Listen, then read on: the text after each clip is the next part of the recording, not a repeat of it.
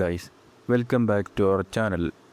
കഴിഞ്ഞ എപ്പിസോഡിൽ നമ്മൾ കണ്ടതാണ് സേബർ സെക്ടത്തെ യൂചാൻ ജിയോണ് വന്നിട്ട് ബേക്കിനെ രക്ഷിക്കുന്നത്. അത് ഓനായതുകൊണ്ട് തന്നെ കൊല്ലാനാണോ അതോ വളർത്താനാണോ എന്നും അറിയാൻ പറ്റാത്തൊരവസ്ഥയാണ്. അപ്പോൾ അതിന് ശേഷം നടക്കാൻ പോണ സംഭവങ്ങൾ എന്തൊക്കെയാണെന്ന് നമുക്ക് നോക്കാം. പിന്നെ ഇന്ന് യോബൂണ് പുറത്തിറങ്ങുന്ന ദിവസമാണ്. അപ്പോൾ ഓൻ എന്തൊക്കെയാണ് കാട്ടിക്കൂട്ടാൻ പോകണത് നമുക്ക് നോക്കാം. അപ്പോൾ വീഡിയോയിലോട്ട് കിടക്കുന്നതിന് മുന്നേ സബ്സ്ക്രൈബ് ചെയ്യാത്ത എല്ലാവരും സബ്സ്ക്രൈബ് ചെയ്ത് നിങ്ങളെ പവർ കാണിക്കുക. പിന്നെ ലൈക്ക് ഇപ്പോൾ തന്നെ ചെയ്തോ. പിന്നെ ചെയ്യാമെന്ന് വിചാരിച്ചു കഴിഞ്ഞാൽ ചിലപ്പോൾ മറക്കും. അപ്പോൾ ഓക്കെ, നമുക്ക് നേരെ വീഡിയോയിലോട്ട് പോവാം. ബേക്കി, ഇവിടെ എന്താ സംഭവിച്ചു ശരിക്കും? ബേക്കി നടന്ന കാര്യങ്ങളൊക്കെ പറഞ്ഞു കൊടുക്കാൻ തുടങ്ങി. പിന്നെ നമ്മളെ കാണിക്കുന്നത് അവിടെ എന്താ സംഭവിച്ചെന്നുള്ളതാണ്. ഓജോങ് ആണെങ്കിൽ ഓടിക്കൊണ്ടിരിക്കുക. പിന്നെ അറ്റാക്ക് ചെയ്യാൻ വന്നവരുണ്ട്. നിൽക്കവിടെ. ആ വന്നവരാണെങ്കിൽ ഓജോങ്ങിനെ അറ്റാക്ക് ചെയ്യാൻ തുടങ്ങി. അവരാണെങ്കിൽ ഓജോങ്ങിനെ അടിച്ച് അവരുടെ കയ്യിൽ നിന്ന് ബലമായിട്ട് ബാഡ്ജൊക്കെ വാങ്ങാൻ തുടങ്ങി. അപ്പോഴും അപ്പുറത്തെ സൈഡ് നോക്കുകയാണെങ്കിൽ ബേക്കി മറ്റൊരിടത്ത് ഭയങ്കരമായിട്ട് ഫൈറ്റ് ചെയ്തുകൊണ്ട് നിൽക്കുക. അവനാണെങ്കിൽ അവൻ്റെ എല്ലാ പവറും കൊടുത്ത് കിക്ക് ചെയ്തുകൊണ്ട് നിൽക്കുക. വരുന്നവർക്ക് മൊത്തം അവൻ്റെ കിക്ക് കൊടുത്തുകൊണ്ട് നിൽക്കുക. U bastard. ഇൽമിയോങ് ആണെങ്കിൽ അസെൻഡൻറ്റ് മാസ്റ്റർ ലെവലിൻ്റെ ബിഗിനിങ് സ്റ്റേജിലിപ്പോൾ നിൽക്കുന്നത്. ഇതിപ്പോൾ ഞാനും അവനും മാത്രമാണ് ഇവിടെ ഉണ്ടായിരുന്നെങ്കിൽ അവനൊന്നും എൻ്റെ മുന്നിൽ ഒന്നുമല്ലായിരുന്നു. ബേക്കിയാണെങ്കിൽ പിന്നെയും കിക്ക് ചെയ്യാൻ തുടങ്ങി. പക്ഷേ അവരുടെ കയ്യിലാണെങ്കിൽ മറ്റേ വുഡൻ സോഡ് ഉണ്ടായിരുന്നു. അത് വെച്ച് അവർ ബേക്കിനെ അറ്റാക്ക് ചെയ്തു. നിൻ്റെ കഥ തീർന്നടാ. എനിക്കാണെങ്കിൽ ഇങ്ങനത്തെ കാര്യങ്ങളൊക്കെ ഇൻ്ററപ്റ്റ് ചെയ്യുന്നത് ഭയങ്കര ദേഷ്യമുള്ള കാര്യമാണ്. പക്ഷേ ഇത് കണ്ടുകൊണ്ട് ഹെൽപ്പ് ചെയ്യാതിരിക്കാനും കഴിയണില്ല. ആ വന്നത് സേബർ സെക്ടത്തെ യൂചാൻ ജിയോണായിരുന്നു. ഞാൻ ഇവനെ കുറേ നേരമായിട്ട് കാത്തിരുന്നുകൊണ്ടിരിക്കുന്നു. അപ്പോൾ അവനെ എനിക്കിങ്ങോട്ട് വിട്ടു തന്നൂടെ? നീ ആരാന്നുള്ള വിചാരിച്ച് ബാക്കിയുള്ളവരുടെ കാര്യത്തിൽ എപ്പോഴും വന്ന് തലയിട്ടിട്ട് ഓടാവിടുന്ന. നീ ഇപ്പോൾ ഇവിടെ ശരിക്കും കുറച്ച് പേര് മാത്രമായിട്ടാണ് വന്നേക്കണത്. എൻ്റെ അടുത്താണെങ്കിൽ കുറേ ആൾക്കാരുണ്ട്. ഇതിപ്പോൾ തന്നെ ചെയ്യണമെന്നുണ്ടോ നിനക്ക്? ഓ, അങ്ങനെയാണല്ലേ. യോജാനാണെങ്കിൽ അത്രയും ആൾക്കാരുടെ ഇടയിൽ കൂടെ നടന്ന് അവർക്കൊക്കെ അറ്റാക്ക് ചെയ്ത് മെല്ലെ ഇങ്ങനെ കൈകൊണ്ട് വീശി അവരെല്ലാവരെയും അറ്റാക്ക് ചെയ്ത് വീഴ്ത്താൻ തുടങ്ങി. അവസാനം നേരെ എൽമിയോങ്ങിൻ്റെ ഫ്രണ്ടിലുണ്ട് വന്ന് നിന്നു. നിൻ്റെ ആൾക്കാരൊക്കെ വെറും സാൻഡ് ബാഗ്സ് പോലെടാ. അതൊക്കെ ക്ലിയർ ചെയ്യാൻ വേണ്ടി കാത്തു നിൽക്കുകയായിരുന്നു. അപ്പോൾ ഇനി എങ്ങനെ? നിനക്ക് ഇനിയും ഈ ഫൈറ്റ് തുടർന്നുകൊണ്ട് പോകണോ? നാശം. ശരിക്കും പറഞ്ഞാൽ എൽമിയോങ്ങിൻ്റെ മനസ്സിലെന്താ ചേട്ടാ, മറ്റേ നമ്മളെ CID മൂസല്ലേ, സോറി, കൊച്ചി രാജാവില്ലേ, അതിലുണ്ടല്ലോ മറ്റേ മുത്തു ദിലീപിനെ കാണുമ്പോൾ ജങ്കപ്പാത്താലും നീ എന്ന് പറയില്ലേ, അതേ അവസ്ഥയാകരം. പണ്ട് യോബുണിനെ അറ്റാക്ക് ചെയ്യാൻ വന്നു, അപ്പോൾ വന്ന് ഇവൻ രക്ഷപ്പെടുത്തി. ഇപ്പോൾ ബേക്കിനെ അറ്റാക്ക് ചെയ്യാൻ വന്നു, അപ്പോഴും ഇവൻ വന്ന് തലയിട്ടതിൽ. എല്ലാവരും ബാക്കിലോട്ട് വാ. യൂചാൻ ജിയോൺ, ഞാൻ നിനക്ക് കടമപ്പെട്ടിരിക്കുന്നു. കണ്ടിട്ട് നിൻ്റെ ടീമിൻ്റെ ബാഡ്ജ് നഷ്ടപ്പെട്ടു എന്ന് തോന്നുന്നു. ഇനി വേറൊന്ന് കിട്ടുകയെന്ന് വിചാരിച്ചാൽ അത് ഈസി ആയിട്ടുള്ള കാര്യമല്ല. എൻ്റെ സബോർഡിനേറ്റായിട്ട് ജോയിൻ ചെയ്യുന്നതിനെക്കുറിച്ച് എന്താ നിൻ്റെ അഭിപ്രായം? ഞാൻ അവൻ്റെ ഓഫർ അപ്പം തന്നെ റിജക്റ്റ് ചെയ്തു. അപ്പോഴത്തേനും നിങ്ങളെല്ലാവരും എത്തുകയും ചെയ്തു. ഓ, സ്റ്റുഡൻറ്റ് 5 നിന്നെ വേണമെന്നുണ്ടായിരുന്നു അല്ലേ? ഇതിനെക്കുറിച്ച് എനിക്കൊരു ഐഡിയ ഉണ്ടായിരുന്നില്ല. അതെന്തായാലും മൈനർ പ്രിസോഡിൻ്റെ ഗ്രാൻഡ് ടൂർണമെൻറ്റിന് വേണ്ടിയിട്ടാണ്. അതല്ല ഇവിടുത്തെ ഇപ്പോൾ ഇമ്പോർട്ടൻ്റ് കാര്യം. നമുക്കിപ്പോൾ ഒരു ഓപ്ഷനും ഇല്ലാതെ ആകെ വഴിമുട്ടി നിൽക്കുക. അതാണ് എല്ലാവരും ശ്രദ്ധിക്കേണ്ടത്.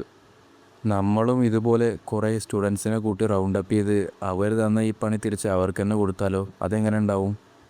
അങ്ങനെ നോക്കുകയാണെങ്കിൽ അവരുടെ സെൽഫിഷ് ഇൻട്രസ്റ്റിന് വേണ്ടി മാത്രം നിൽക്കുന്ന സ്റ്റുഡൻസിനെ നമ്മൾ റിക്രൂട്ട് ചെയ്യേണ്ടി വരും.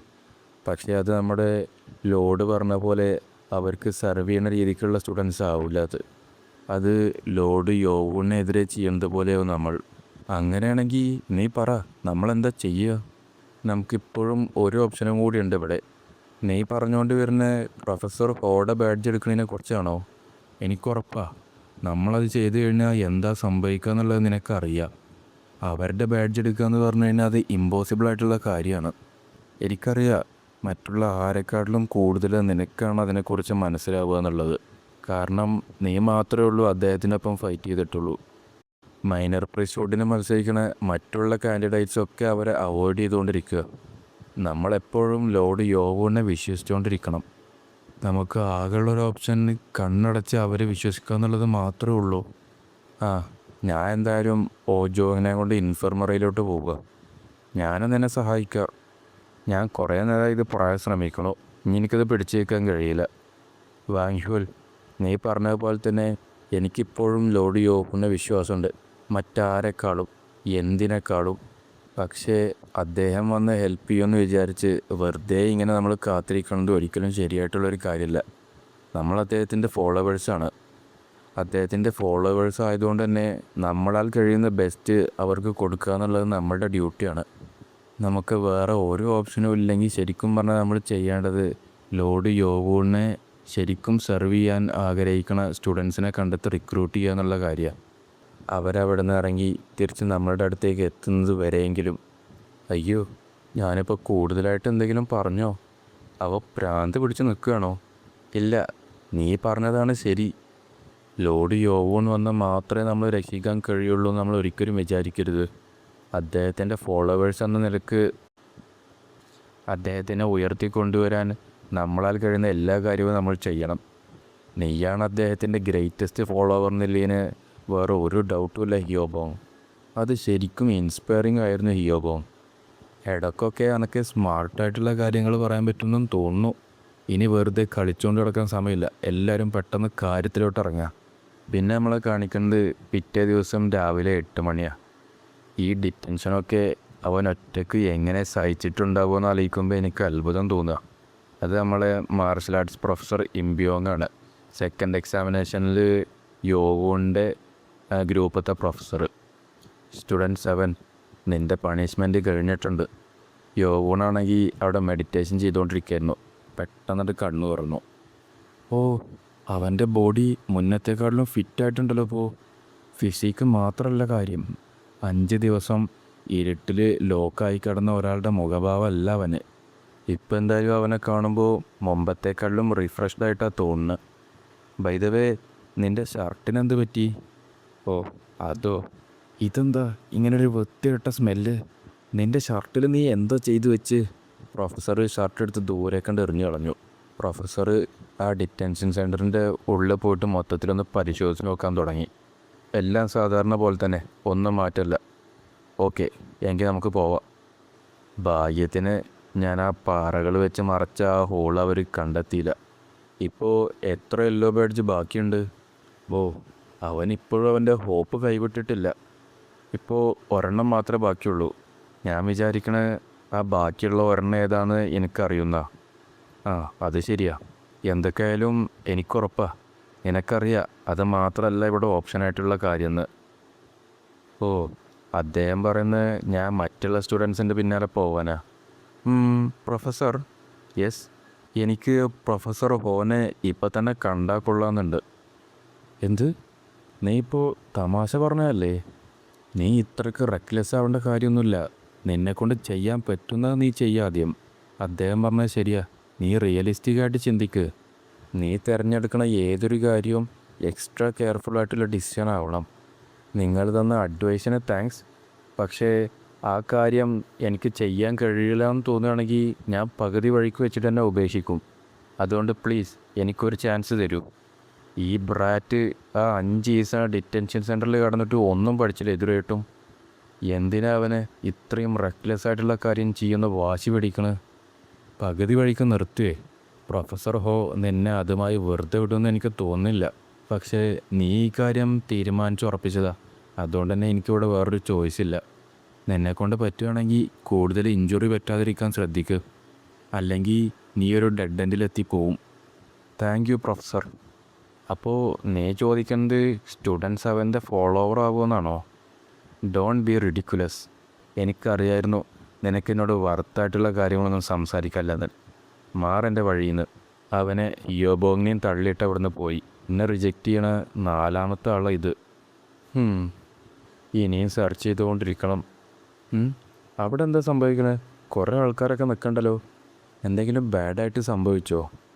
എന്തായിരിക്കും അത്? മൈലോഡ്, എന്താ അദ്ദേഹം അവിടെ ചെയ്യണേ?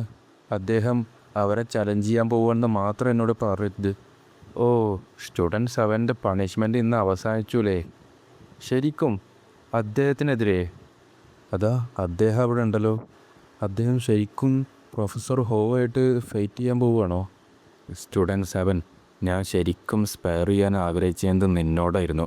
ഇപ്പോൾ നീ തന്നെ എൻ്റെ അടുത്തോട്ട് വന്നു. Greetings professor. കുറേ നാളായല്ലേ. എനിക്കുറപ്പാ ആ ഡിറ്റൻഷൻ സെൻറ്ററിൽ നിങ്ങൾ കഴിയുന്ന 5 ദിവസം നിങ്ങൾക്ക് ഭയങ്കര ഹാർഡായിരുന്നു എന്ന്. നീ വുഡൻ സോഡ് വെച്ചിട്ടാണോ അതോ ഫിസ്റ്റ് വെച്ചിട്ടാണോ ഫൈറ്റ് ചെയ്യാൻ പ്രിഫർ ചെയ്യണേ? ഞാൻ ഫിസ്റ്റ് വെച്ച് ഫൈറ്റ് ചെയ്യാനാണ് പ്രിഫർ ചെയ്യണത്. ശരി, അങ്ങനെയെങ്കിൽ നമുക്ക് തുടങ്ങാം. അവൻ ശരിക്കും പ്രൊഫസർ ഹോനെ ചലഞ്ച് ചെയ്തു. My lord. പിന്നെ നമ്മളെ കാണിക്കുന്നത് പ്രൊഫസർ ഹോ ഫൈറ്റ് ചെയ്യാനൊക്കെ റെഡിയായി ആ ഒരു പൊസിഷനിൽ ഇങ്ങനെ നിൽക്കുന്നതാ. അദ്ദേഹത്തിൻ്റെ ഓറ ഭയങ്കരമായിട്ട് ഓവർവെൽമിങ് ഉണ്ട്. അദ്ദേഹത്തിന് എങ്ങനെ അടിക്കാനാണ് യോവോൺ പ്ലാൻ ചെയ്യണത്? സ്റ്റുഡൻറ് 7 ഇത്രയും കാലം ലക്കിയായിരുന്നു. പക്ഷേ ഇന്നത്തോടുകൂടി അവൻ്റെ കാര്യത്തിലൊരു തീരുമാനമാവും. സ്റ്റുഡൻറ് 5 സറണ്ടർ ആയാൽ എനിക്ക് വലിയ സർപ്രൈസൊന്നുമില്ല. ആ 5 ദിവസത്തെ പണിഷ്മെൻറ്റിൽ തന്നെ എനിക്ക് കുറേ കാര്യങ്ങൾ നഷ്ടമായി. മറ്റുള്ള സ്റ്റുഡൻസിൻ്റെയൊക്കെ സപ്പോർട്ട് കിട്ടണമെന്നുണ്ടെങ്കിൽ എനിക്കിനി എല്ലാ കാര്യങ്ങളും ശരിയാക്കണം. കമോൺ, നീ തന്നെ ഫസ്റ്റ് സ്ട്രൈക്ക് എടുത്തോ. ഇതിനേക്കാളും നല്ലൊരു വഴിയില്ല. കാരണം ഡിമോണിക്കൾട്ടിൽ പവറാണ് എല്ലാത്തിനും തീരുമാനിക്കുന്നത്. എനിക്ക് എൻ്റെ സ്കില്ല് പ്രൂവ് ചെയ്തേ പറ്റൂ. എനിക്ക് ഈ മാച്ചിൽ നിന്ന് നിങ്ങളുടെ അടുത്ത് നിന്ന് ഒരുപാട് കാര്യങ്ങൾ പഠിക്കാൻ കഴിയുന്ന ഞാൻ ഹോപ്പ് ചെയ്യുന്നു പ്രൊഫസർ.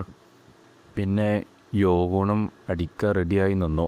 യോവൂണും നേരെ പ്രൊഫസർ ഹോൻ്റെ അടുത്തേക്ക് പാഞ്ഞു ചെന്നു. പ്രൊഫസർ ഹോ അത് കണ്ടിട്ട് പെട്ടെന്നൊന്ന് ഞെട്ടി. ഇവൻ ഭയങ്കര ഫാസ്റ്റാണല്ലോ. പക്ഷേ നിൻ്റെ സേബർ ടെക്നിക്കിൻ്റെ ഓരോ ഫോമും എനിക്ക് കറക്റ്റായിട്ട് കാണാൻ കഴിയുന്നുണ്ട് എന്നും പറഞ്ഞ് പ്രൊഫസർ ഹോ യോവൂണിൻ്റെ അടുത്തേക്ക് കണ്ട് വന്നു.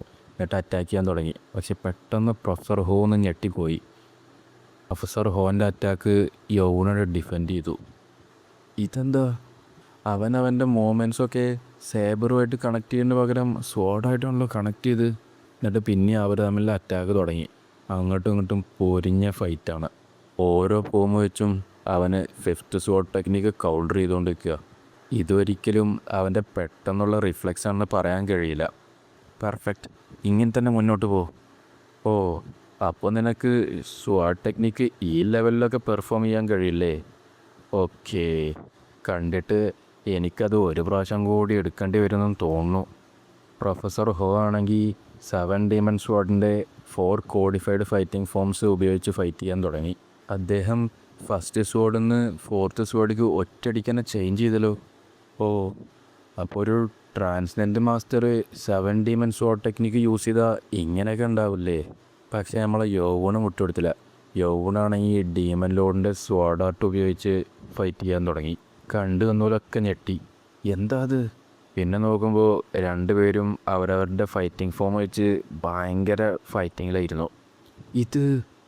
ഈ സ്വാഡ് ടെക്നിക്ക് ഇത് എന്നെക്കൊണ്ട് ബ്ലോക്ക് ചെയ്യാൻ പറ്റുന്ന ഒന്നല്ല. എൻ്റെ ഡിഫെൻസീവ് എനർജി ഇപ്പം തന്നെ റിലീസ് ചെയ്യണം. യോവൂണ് പ്രൊഫസർ ഹോനെ അടിച്ച് തെറിപ്പിച്ചു. അപ്പം അത് കണ്ട് സ്റ്റുഡൻസ് എല്ലാവരും ഞെട്ടി നിൽക്കുന്നു. ഇത് ശരിക്കും സിമുലേഷൻ വീഡിയോ പോലെ തന്നെ ഉണ്ടായിരുന്നു. 7 ഡൈമൻ സ്വാഡ് ടെക്നിക്ക് ശരിക്കും അൾട്ടിമേറ്റ് കൗണ്ടർ ടെക്നിക്കിന് സിമിലറായിട്ടാണുള്ളത്. പക്ഷേ പ്രൊഫസർ ഹോ വിട്ടുകൊടുത്തില്ല. ആൾക്കാണ് ഇതിൽ ഭയങ്കരമായിട്ട് ദേഷ്യം വന്ന് നിൽക്കുക. പ്രൊഫസർ ഹോക്ക് ഇപ്പോഴും കുറേ എനർജി ബാക്കിയുണ്ട്. ഈ മാച്ച് ഇതുവരെ അവസാനിച്ചിട്ടില്ല. അവൻ്റെ സ്വാഡ് എനർജിക്ക് എഗൻസ്റ്റായി എൻ്റെ ഇന്ത്യൻ പവേഴ്സ് 10 സ്റ്റാർ ലെവൽ ഉയർത്തിയത് എന്തായാലും നല്ല കാര്യമായി. ഞങ്ങളിപ്പോൾ ഇവിടെ ശരിക്കുള്ള സ്വാഡ്സാണ് ഉപയോഗിച്ചിരുന്നെങ്കിൽ എൻ്റെ ലിവർ തന്നെ ഇപ്പോൾ മുറിഞ്ഞു പോയിട്ടുണ്ടാവുമായിരുന്നു. എനിക്കെൻ്റെ അൾട്ടിമേറ്റ് ടെക്നിക്ക് എന്തായാലും യൂസ് ചെയ്യാൻ കഴിയില്ല. പക്ഷേ ഇവന് ഞാൻ എന്തായാലും ഈസി ആയിട്ട് വിട്ടുകൊടുക്കില്ല. ഇപ്പോൾ ഇതെന്തായാലും ഇൻട്രസ്റ്റിംഗ് ആയിട്ടുള്ള മാച്ചായി മാറിയിട്ടുണ്ട്. യോവൂൺ, നീ ഇപ്പോൾ എൻ്റെ എല്ലാ പവറും ഉപയോഗിച്ച് ഫൈറ്റ് ചെയ്യാൻ വേണ്ടി പ്രേരിപ്പിച്ചു. അദ്ദേഹം ഇപ്പോൾ എൻ്റെ സ്വാഡ് ദർജിനെ എക്സ്പെൽ ചെയ്യല്ലേ ചെയ്ത്. എനിക്കറിയാം ട്രാൻസ്ജെൻഡർ മാസ്റ്ററായിട്ടുള്ള ഒരാൾക്ക് അവരുടെ ബോഡിക്ക് വരുന്ന ഏതൊരു ഫോറിൻ എനർജിനെയും എക്സ്പെൽ ചെയ്യാൻ പറ്റുന്നത്. പക്ഷേ ഇത് ഡിമോണിക് ലോഡിൻ്റെ സ്വാഡ് ആർട്ട് ഉപയോഗിച്ച് ഫസ്റ്റ് സ്ട്രൈക്ക് ഞാൻ ഉപയോഗിച്ച് ചെയ്തിട്ടും ഇപ്പോഴും എനിക്ക് ഈ ബാറ്റിൽ അവസാനിപ്പിക്കാൻ കഴിഞ്ഞിട്ടില്ല. എങ്കിൽ നമുക്കിനി ശരിക്കുള്ള ഫണ്ണ് തുടങ്ങുകയല്ലേ? പെട്ടെന്ന് പ്രൊഫസർ ഹോ അങ്ങോട്ട് സ്റ്റക്കായി നിന്നു. പിന്നെ നോക്കുമ്പോൾ കാണുന്ന അദ്ദേഹത്തിൻ്റെ എനർജി ഇങ്ങനെ റിലീസ് ചെയ്തുകൊണ്ട് നിൽക്കുന്നതാ. എന്താ ഇവിടെ സംഭവിച്ചു? അദ്ദേഹത്തിൻ്റെ എനർജി തിരിച്ചു വലിക്കുകയാണല്ലോ. അതെന്തായാലും ഭയങ്കര സംഭവമായിരുന്നു. ഞാൻ ശരിക്കും സർപ്രൈസായി യോവൂൺ. ഒരാൾക്ക് കോൺസ്റ്റൻ്റ്ലി ഇമ്പ്രൂവ് ആവാൻ കഴിയുന്നില്ലതിന് യഥാർത്ഥ ഉദാഹരണമാണ് നീ.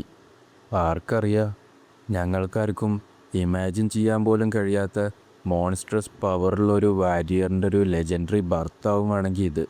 ഇന്നത്തെ മാച്ചിൽ ഞാൻ എൻ്റെ തോൽവി അക്സെപ്റ്റ് ചെയ്യണു യോവോൺ. നീ ഒരു ഗ്രൂപ്പ് ലീഡർ ആവാൻ ക്വാളിഫൈഡ് ആയിട്ടുള്ള ഒരാളാണെന്നുള്ള കാര്യത്തിൽ ഒരു ഡൗട്ടും ഇല്ല. Thank you professor.